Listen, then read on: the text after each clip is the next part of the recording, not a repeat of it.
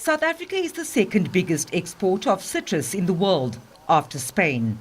This amounts to some 6.5 million cartons of citrus fruits, including oranges, lemons and limes, exported to the USA. The market is big for us in that it represents about 6% of our exports to the world. But most significant is that it affects a significant portion of the country. So that citrus that we exported to the US comes out of the Western Cape and the Northern Cape, and it supports 35,000 jobs on farm jobs. Jabele says this could mean the economic collapse of some citrus-producing rural towns.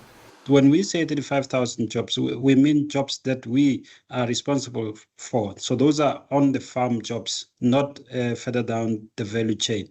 And if you realize that a lot of citrus production takes place on farms, so it's the rural towns that are really dependent on export that are going to take a pounding out of this tariff situation.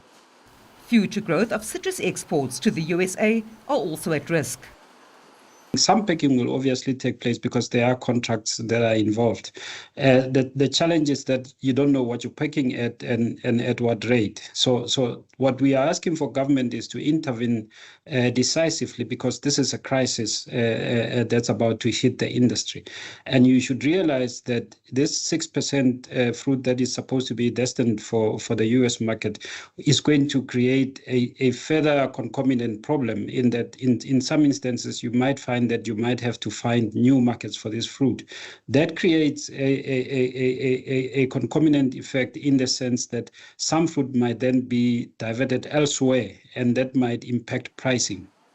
The citrus industry says it's important that negotiations start with the US administration in the short term, mainly to get tariff exemptions for citrus or lower tariffs levied on South Africa.